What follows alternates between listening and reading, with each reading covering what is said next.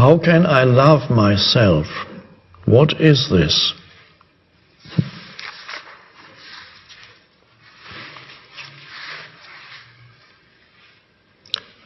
I don't remember ever saying that you should love yourself.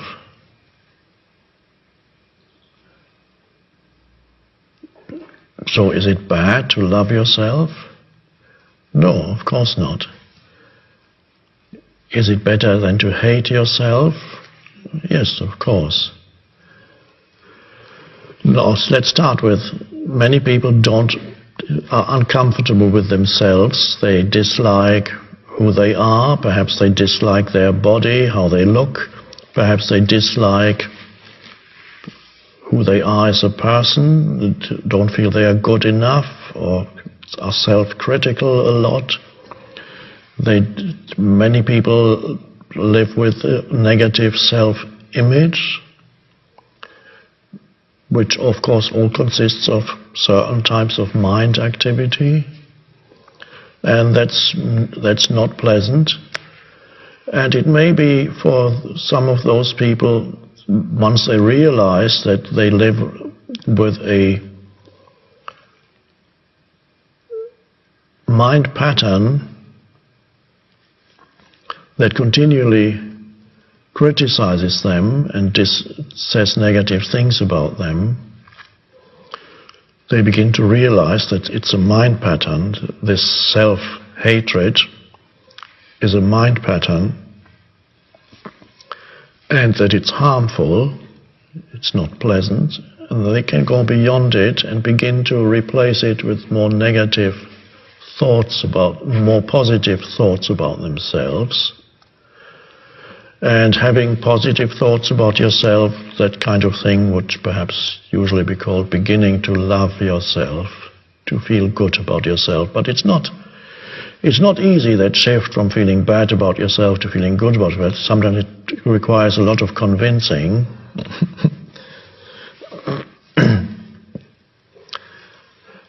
I would regard loving yourself as perhaps an intermediate stage in one's awakening.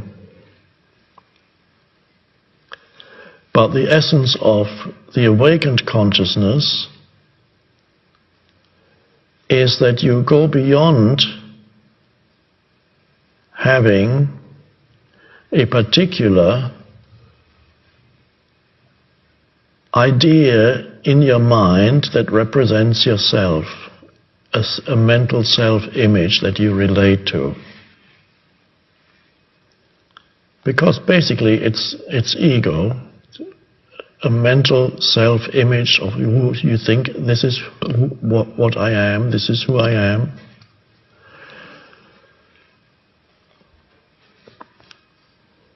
If you want to learn about not having a mental self-image, watch your dog or your cat. They don't have an opinion about who they are. They just are who they are.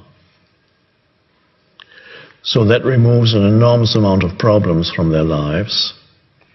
Of course, they don't have the mind activity that creates a self-image in their head. They are pre-mind, and therefore their life is far less problematic than human life. You can see how wonderful it is not to have a self-image. You can look at an ugly dog or an ugly cat. They don't have a problem with that. Even an overweight dog or cat, they're okay. No self-image.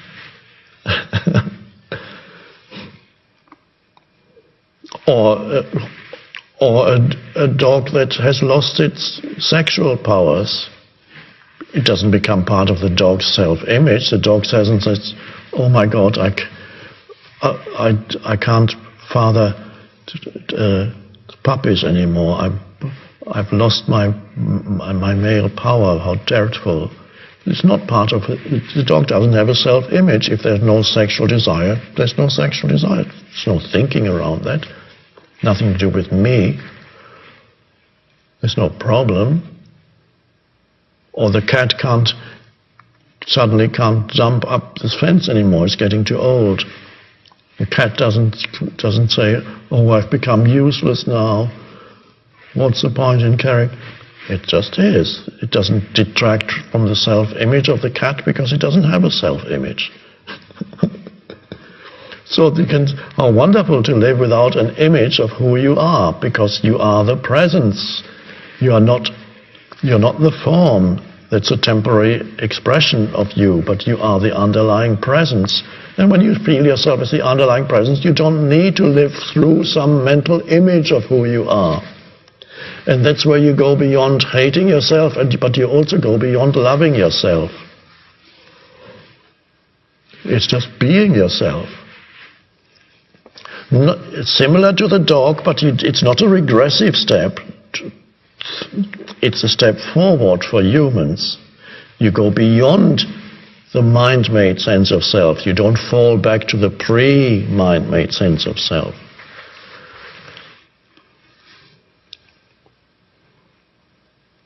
You don't need to live through a self-image of who you are.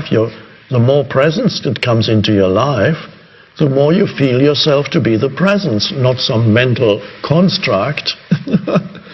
Of course, somewhere on the periphery of your mind there may still be there is a little bit of a mental construct, but it does not provide the basis for your sense of identity anymore. Of course, yes, you know your body is too thin or too fat, says the mind, but that's just how it is, or this or that, lacking. Yes, there's some vague self-image still there, but it is not the foundation for your sense of who you are. The foundation for your sense of who you are is you are awareness, you are presence. And that's a liberation from the self-image. And that's wonderful. So it's not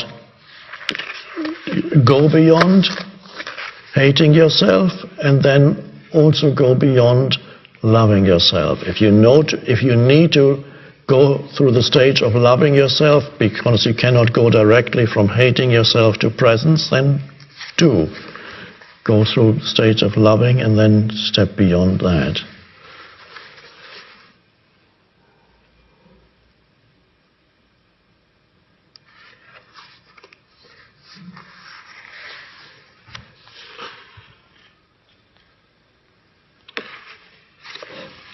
Thank you.